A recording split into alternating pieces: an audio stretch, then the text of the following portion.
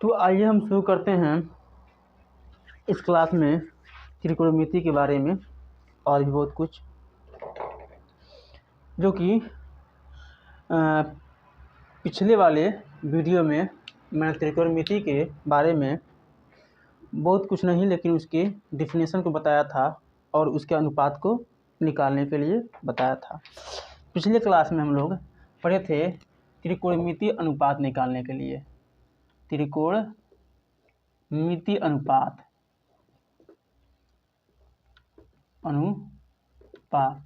जैसे कि हम लोग पढ़े थे पिछले वीडियो में कि साइन थीटा बराबर लंब बटे कोण, कास थीटा बराबर आधार बटे कोण और टैन थीटा बराबर लंब बटे आधार और भी बहुत सारी चीज़ों को हमने पिछले क्लासों में पिछले वीडियो में पढ़ लिया है।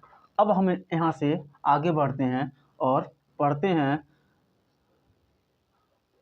अनुपात त्रिकोणमिति के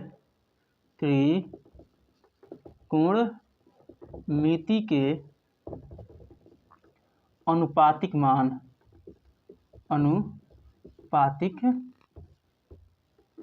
मान के बारे में अभी हम लोग इस क्लास में पढ़ेंगे। अब जो इनके अनुपातिक मान निकलते हैं उसके लिए एक फार्मूला आता है, बेस्ट फार्मूला है। इसी से इसके सारे क्वेश्चनों को हल किया जाता है। इसका बेस फार्मूला इसको कहते हैं। बेस फार्मूला होता है इसका त्रिकोणमिति का। ये होता है कोण का स्क्वायर बराबर लंब का स्क्वायर, कोण का स्क्वायर बराबर लंब का स्क्वायर प्लस आधार का स्क्वायर। या तो इसको ऐसे भी आप लोग लिख सकते हैं, कोण का स्क्वायर बराबर लंब का स्क्वायर प्लस आधार का स्क्वायर।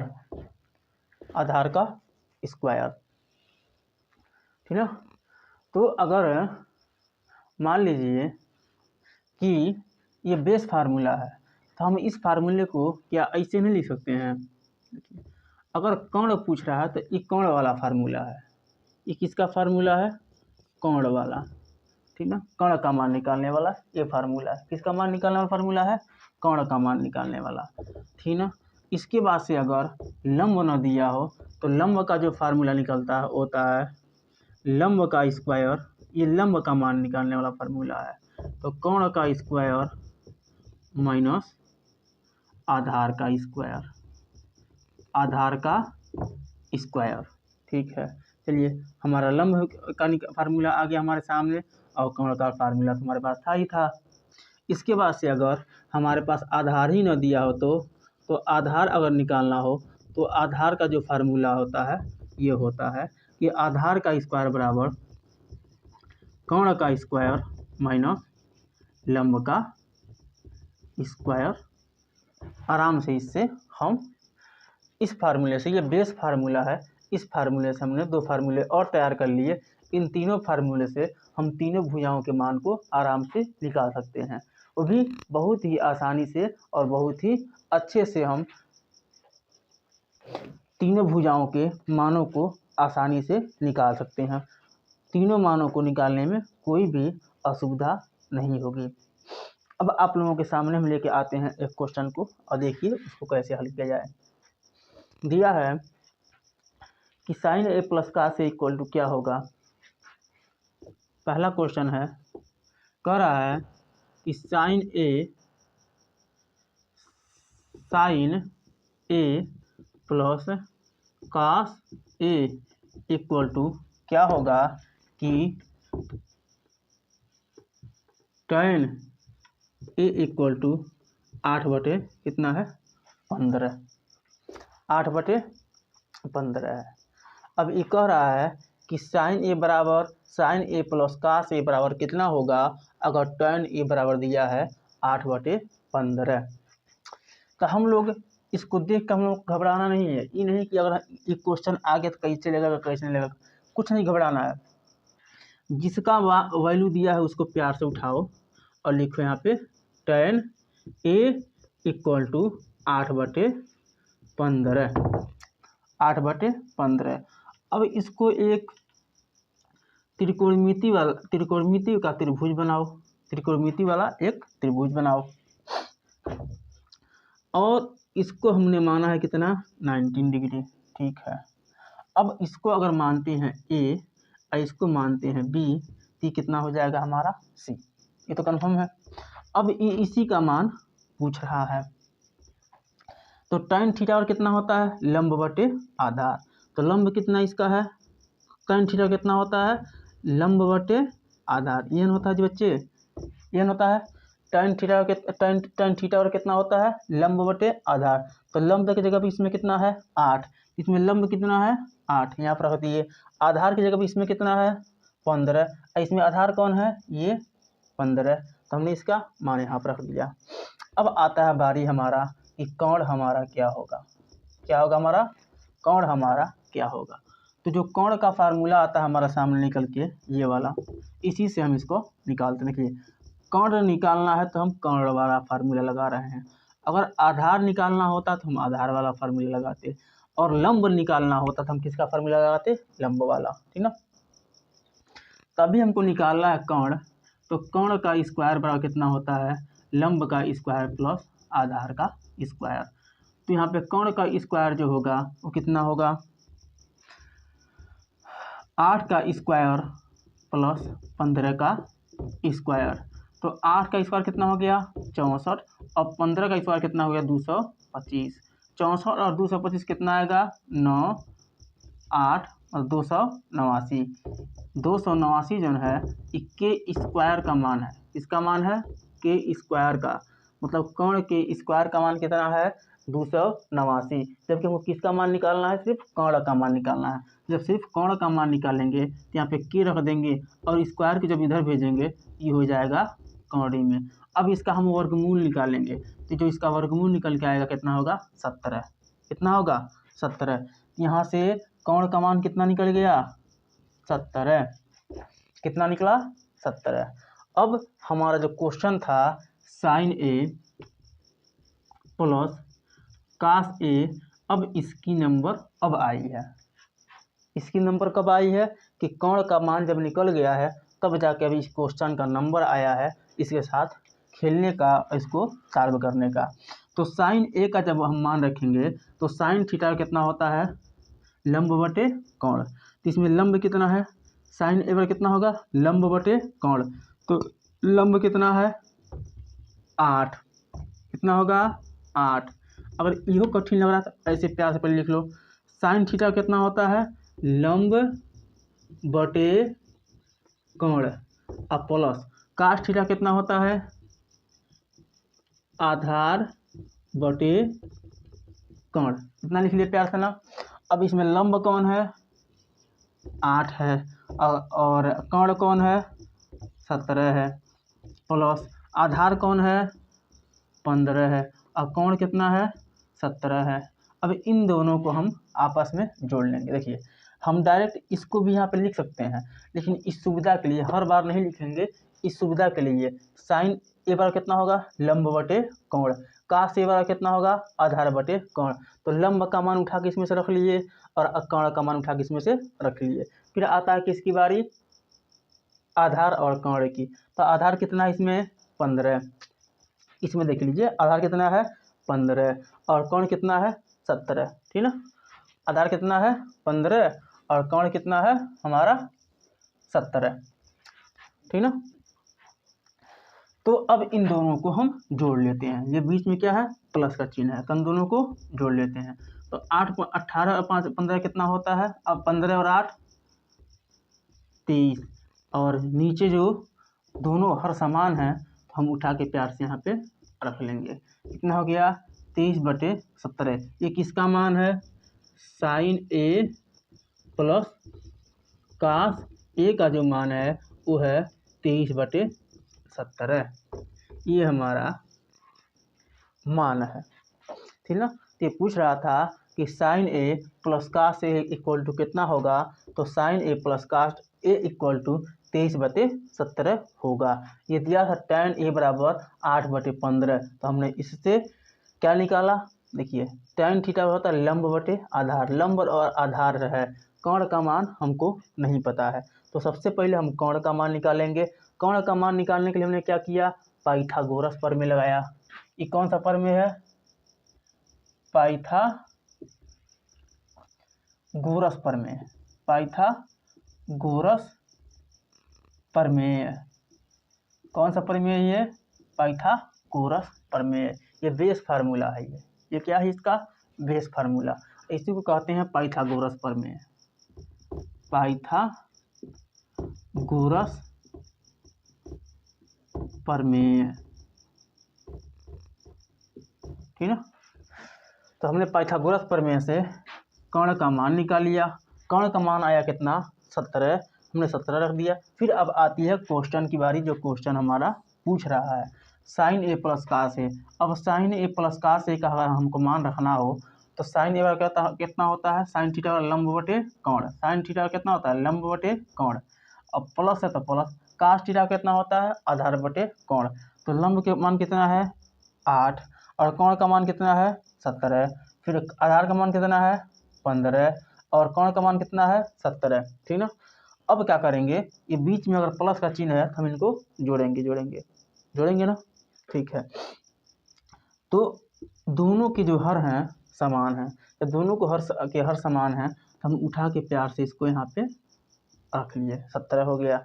और दोनों जो ऊपर के अंक हैं आपस में जोड़ लेंगे तो आ जाएगा 23। तो sin A plus cos A का जो मान निकल के आता है 23/17। This is correct.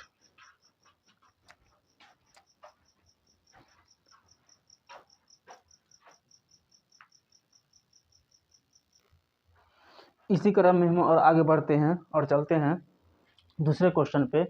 ये कह रहा है कि 4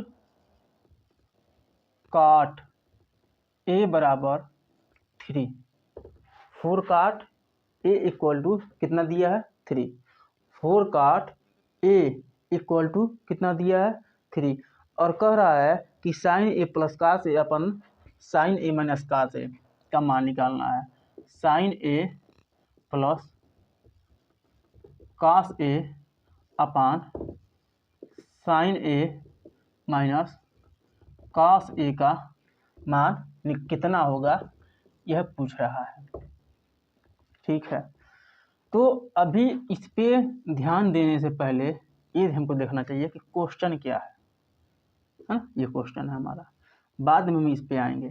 तो पहले हम इस पे ध्यान देते हैं, जिसके साथ वैल्यू, इसके साथ कोनो वैल्यू नहीं है, इसी को हल करके हमको यहाँ तक लाना है, ठीक ना। अगर इसको हम हल नहीं करेंगे तो यहाँ तक हम आ ही नहीं पाएंगे, कोई मतलब नहीं है ना। तो सबसे पहले हमको क्या करना चाहिए कि जो है ऊपरा दिया होता है जिसके पास है कुछ वैल्यू होता है, उसको हल करते हैं, उसी को हल करने पर हमको ये मिलता है। तो 4 cot A दिया है, 4 cot A इक्वल टू 3। तो हमको ये पता है कि काट का कुछ वैल्यू होता है, लेकिन 4 cot का कुछ वैल्यू नहीं होता है। तो हम काट को यहाँ पे आराम से रख लेंगे और 4 को प्यार से इधर भेज देंगे, तो 3/4 ये हो जाएगा, ठीक ना। अब अगर हम इसको देखें, साइन और कास का मान पूछ रहा है, तो काट का अगर हम अनुपातिक मान निकालें तो होता है cos थीटा अपन साइन थीटा बराबर 3/4, ठीक ना।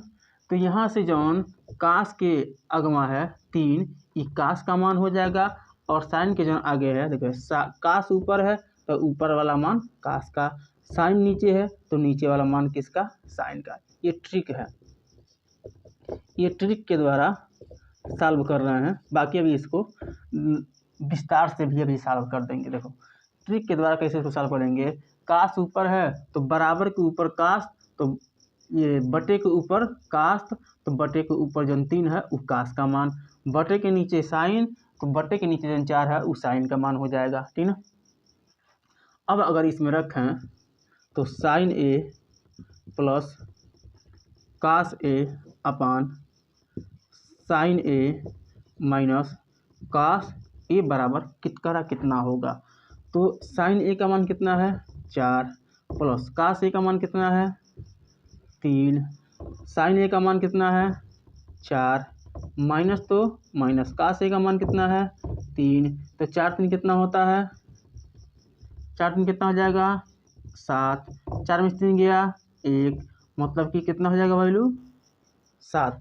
साइन ए प्लस काश ए का जो मान है वो कितना होगा 7।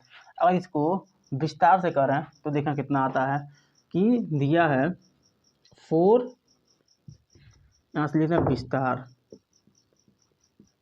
विस्तार से करने पर, तो 3 काट ए इक्वल टू होता है 4 काट ए इक्वल टू होता है 3, तो काट ए का जो वैल्यू आएगा वो होगा 3/4। तो जो 3/4 होगा ये होता है लंब बटे आधार,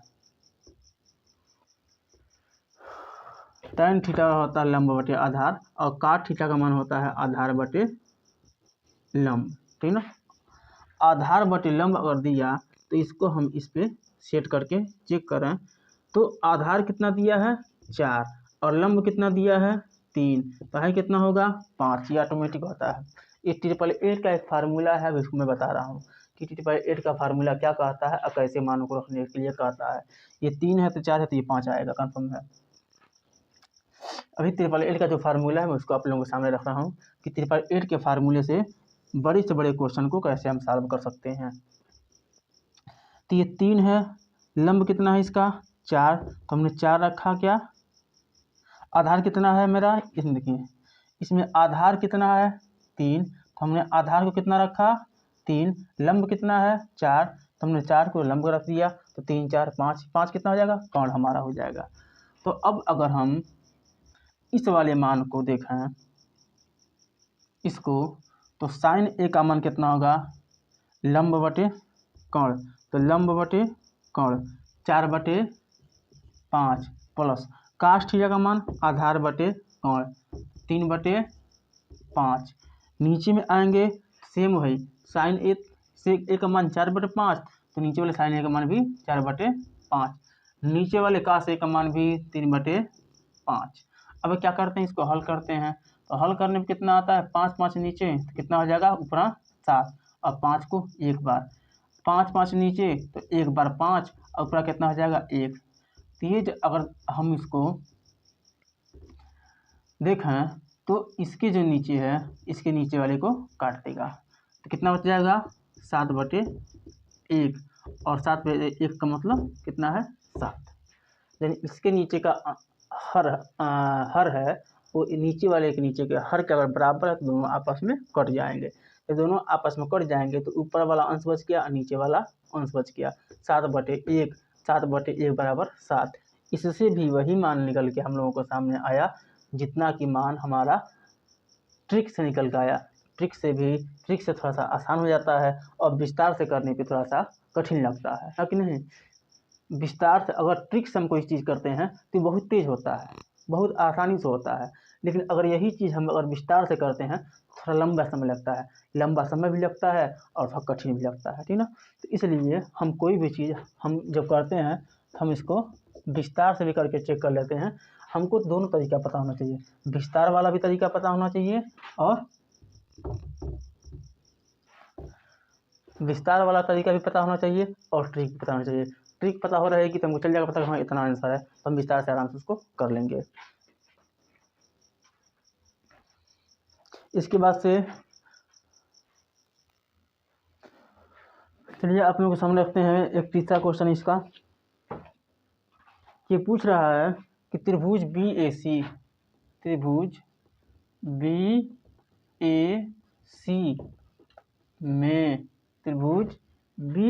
में कोण A बराबर 19 डिग्री, कोण A बराबर 19 डिग्री और A का मान दिया है 25 और B का मान दिया है 7।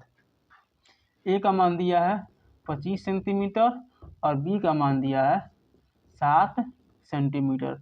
अब पूछ रहा है कि tan B बराबर क्या होगा, tan B बराबर क्या होगा। तो एक बात आप लोग सोचिए, देखिए इस वाले में और इसमें क्या संबंध है। जब भी ऐसा आप लोगों के सामने आए, लिखा हो कि कोण BAC लिखा है, ई कोण ABC क्यों नहीं लिखा है, या कोण CAB काहे ना लिखा है। नहीं, CAB हो सकता है, लेकिन ACB काहे ना लिखा है। ये 3 तरह से हो सकता है ना, तो ये खाली BAC क्यों लिखा है दोनों काहे लिखा है। देखिए, जवन बिच्चे में होता है उसी का मान वो पूछता है ना। जवन बिच्चे में अक्षर ही होता है, जैसे BAC है, तो जब कोण बीच में है उसी का मान ई पूछ रहा है। इसलिए देखिए यहाँ पे लिखा कोण ए बराबर 19 डिग्री, मतलब जब कोण ए जब बीच में है उसी के बारे में ये बात कर रहा है। किसके बारे में बात कर रहा है, कि जब कोण बीच में है उसी के बारे में बात कर रहा है। तो यहाँ पर कोण ए दिया हुआ है और यहाँ पे कोण ए किस कहाँ पे है, बीच में है। तो कोण ए बीच में इसलिए है कि इसी के बारे में ये बात कर रहा है, इसलिए कोण ए बीच में है। तो जब भी हम ऐसा लिखें तो जिस कोण के बारे में बात करी जाए उस कोण को हम बीच में लिखेंगे। अगर आगे पीछे लिखते हैं तो हमारा जो क्वेश्चन है गलत हो जाएगा, और जो हमारा लिखावट रहेगा और जो हमारा लिखना उखना रहेगा सबका सब गलत हो जाएगा। इसलिए हम जब भी लिखेंगे तो जिस कोण के बारे में बात करनी होगी उस कोण को बीच में लिखेंगे, यही इसकी पहचान होती है। अगर इस पहचान को नहीं लिखेंगे तो हम गलत कर देंगे, ठीक है। अब अगर ऐसा वाला क्वेश्चन हम लोगों के सामने आता है तो क्या करते हैं, प्यार से एक त्रिभुज बनाते हैं, वो भी समकोण त्रिभुज। समकोण त्रिभुज बनाया हमने, इसको नाम दिया ए, इसको नाम दिया बी, इसको नाम दिया सी। इसको नाम ए, इसको एक ए नाम, इस कोण को ए नाम देने का क्या मतलब है, हमने इसको क्यों नहीं ए नाम दिया, इसको क्यों नहीं ए नाम दिया। तो इसको ए कोण ए को, इस कोण को ए नाम देने का ये कारण है क्योंकि क्वेश्चन में कह रहा है कि कोण ए बराबर 19 डिग्री, और इस त्रिभुज में यह एक कोण है जो 19 डिग्री का है। इसके अलावा जो है दोनों कोण है ये न्यून कोण है ना। ये दोनों कोण कैसे हैं, न्यून कोण है। जब दोनों कोण न्यून कोण हैं और एक ही वो समकोण त्रिभुज है, तो इसके अलावा कोई और समकोण त्रिभुज है ये नहीं है कि जहाँ पे हम ए को रखें। तो जहाँ पे समकोण त्रिभुज है वहीं पे हमने ए को रखा, फिर बी और सी को जिस जगह एडजस्ट कर दिया। अब दिया है ए बराबर 25 सेंटीमीटर। तो हमने पहले वाले वीडियो में आप लोगों को बताया है कि कोण ए के सामने की भुजा ए, कोण बी के सामने की भुजा बी और कोण सी के सामने की भुजा सी। तो कोण ए के सामने की भुजा क्या होगी, ए। ये ए बराबर कितना है, 25 सेंटीमीटर, और बी के सामने की भुजा कितनी है, 7 सेंटीमीटर। 7 25 24, 7 24 7, तो ये कितना होगा, ये 24 सेंटीमीटर। 7 24 25, ठीक है। अब कह रहा है कि tan बी का मान कितना होगा, tan बी का मान। तो tan बी का मतलब होता है लंब बटे आधार। अब बी है तो यहाँ से चलेंगे, किससे, यहाँ से चलेंगे, यहाँ से। इसका लंब कितना है, 7 सेंटीमीटर, और आधार कितना है, 24 सेंटीमीटर। बस यह पूछ रहा था। देखिए, कर्ण का मान दे दिया था और लंब का मान दे दिया था। अब किसका मान पूछ रहा था, ये पूछ रहा था, कह रहा था निकालने के लिए पहले तुम भैया आधार का मान निकाल लो। ये होशियार है, अगर होशियार नहीं रहता तो इसका नहीं पूछता, तो साइन का पूछ लेता।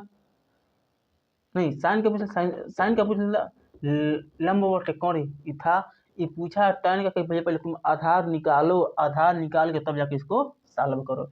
तो tan b का मान कितना निकल के आया बच्चे लोग, 7/24। सिंपल क्वेश्चन है ना, ठीक है। अभी आप लोगों के सामने हम रखते हैं 888 का एक फार्मूला, जिससे आप लोगों को पाइथागोरस प्रमेय नहीं लगाना पड़ेगा। आप लोग इसको याद करेंगे तो कर लेंगे तो आसानी से समय इसको निकालना, 7 24 25, ऐसे आप लोग भी इसको निकाल लेंगे। तो इसके लिए हम लाते हैं 888 के फार्मूलों को आपके सामने। ये हम लोग पढ़ने जा रहे हैं ट्रिपलेट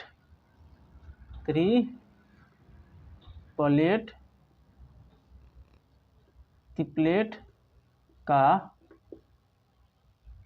फार्मूला। ट्रिपलेट का फार्मूला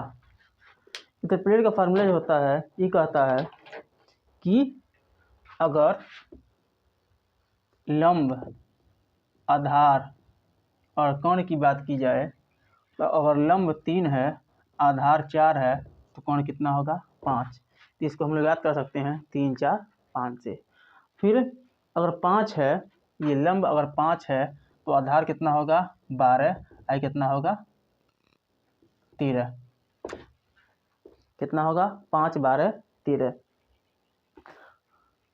उसके बाद से अगर हम देखें 7 यहाँ पे हो तो 7 के बाद 24 और 25, 7 के बाद 24 और 25।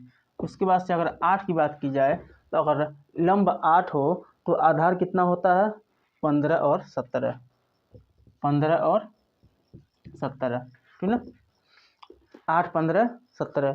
उसके बाद से अगर 9 वाला हो तो 9 वाला थोड़ा सा बड़ा चला जाता है, 9 40 और 41, 9 40 और 41। फिर आता है 11 की बारी तो 11 60 और 61। ये है ट्रिपलेट का फार्मूला, ठीक ना। 11 का कितना आता है 12 का तो 12 35 और 37, ठीक। 12 35 और 37। 12 के बाद आता है 16 का तो 16 63 65, 16 63 और 65। फिर आता है 16 के बाद 20 का तो 20 21 और 23। देखिए इसमें अगर आप लोग 9 भी अच्छे से याद कर पाएँ तो भी ये आराम से निकल जाता है। कैसे, जैसे मान लीजिए 2 को तो वैल्यू दिया है, 2 को वैल्यू दिया है ना। अगर 3 और 4 दिया है तो 3 4 कितना हो जाएगा 5। 12 और 13 दिया है तो आधार और कोण दिया है, लंब निकालना है तो 5 ही आएगा क्योंकि घटाना है। अगर दे दिया कोण दे दिया और ये दे दिया 7 और 25, निकालना कौन सी हमको आधार, तो 7 25 24, 7 24 25 है ना। ये और ये दे दिया 8 और 15, तो ट्रिपलेट के फार्मूले से निकालेंगे तो कोण कितना आएगा 17। 9 40 अगर आ जाए तो तुरंत हमको ये चल जाएगा पता कि 9 और 40 उसका से 41। 11 और 60 आ जाए हम लोग तो चलेगा पता कि लंब और आधार दिया है, कोण निकालना है तो 11 60 उसका से 61। 12 न दिया हो 35 और 37 दे दे और हमको लंब का आधार निकालना हो तो 12 35 37 याद रहेगा। 16 63 और 65, 16 63 और 65 ये आराम से हम लोगों को याद हो जाएगा। 20 का मान न दिया हो 20 21 दिया हो तो 20 21 23 ये आराम से हम लोग इस वाले फार्मूले से बिना पाइथागोरस प्रमेय का यूज किए हुए भी हम किसी वैल्यू को निकाल सकते हैं। जैसे कि ये हमारा लंब है, ये क्या हमारा लंब है, ये क्या है हमारा आधार है और ये क्या है हमारा कोण है। तो लंब आधार और कोण का मान जो है पाइथागोरस प्रमेय से भी निकाल सकते हैं और इस ट्रिपलेट के फार्मूले से भी हम लंब आधार कोण के मान को निकाल सकते हैं। तो ट्रिपलेट का जो फार्मूला होता है ये कहता है कि 3 4 अगर दिया हुआ है, लंब और आधार दिया हुआ है तो कोण का मान निकालने के लिए 3 4 5 इसको हम लोगों को याद करना पड़ेगा। याद कर लेने पे ये बहुत ही आसानी से हम लोग निकाल सकते हैं बिना पाइथागोरस प्रमेय का यूज किए। और पाइथागोरस प्रमेय का यूज करने से कम हमको लग रहा है कि 1 से 1.5 मिनट हम लोग किसी भी क्वेश्चन को हल करने में फालतू गंवाते हैं। अगर पाइथागोरस प्रमेय का यूज न करके हम लोग इसी को याद कर लें तो हम लोग पाइथागोरस प्रमेय के द्वारा किसी भी क्वेश्चन को हल करने के लिए कम से कम 1 से 1.5 मिनट 2 मिनट जरूर लगाते हैं। अगर हमने ट्रिपलेट का फार्मूला अगर याद कर लिया तो हम लोग उसी मान को निकालने में मात्र 2 सेकंड का टाइम लगाएंगे। क्यों? क्योंकि हल ही नहीं करना है ना, हम लोगों ने उसको याद कर लिया है। अगर थोड़ा-थोड़ा भी याद है तो भी हम लोग तीनों मानों को आराम से निकाल सकते हैं, क्योंकि 2 मान तो पहले से दिया रहता है, तीसरा वाला मान निकालना रहता है। जब तीसरा वाला मान निकालना रहता है, 2 मान पहले से दिए हैं, अगर हमने याद कर रखा तो तीसरा वाला मान अगर भूलता भी रहेगा तो भी याद आ जाएगा, ठीक ना? इसलिए हम लोग पाइथागोरस फार्मूले का यूज़ जहाँ करते हैं वहाँ पे ट्रिपल एट फार्मूले का यूज़ करेंगे। और ट्रिपल एट फार्मूले का जो यूज़ होता है बहुत ही बेस्ट होता है, क्योंकि ये हम लोगों को याद होता है। और जो पाइथागोरस प्रमेय का जो यूज़ हम लोग करते हैं वो हमको याद नहीं होता है, वो हमको निकालना पड़ता है। मानों को रखते हैं, मानों को रख के इस पे स्क्वायर डालते हैं, स्क्वायर डालने के बाद जोड़ते हैं, जोड़ने के बाद जो आता है उसका वर्ग या वर्ग निकालते हैं। जो आता है वर्ग करते हैं, वर्ग करने के बाद फिर उसका वर्गमूल निकालते हैं, वर्गमूल निकालने के बाद जो मान बच के आता है वो हमारा है। वो कर्ण का मान होता है, चाहे आधार का मान होता है, चाहे लंब का मान होता है। इतना प्रोसेस करने के बाद हम एक मान को निकालते हैं। लेकिन अगर हम ट्रिपल एट का फार्मूला जिस पे लागू होता है, अगर हम इसको याद कर लेते हैं तो इसमें से कोई भी अगर दे दे 2 गो मान दिया हो, तीसरा पूछे तो हम आराम से ट्रिपल एट के फार्मूले से उस मान को निकाल सकते हैं।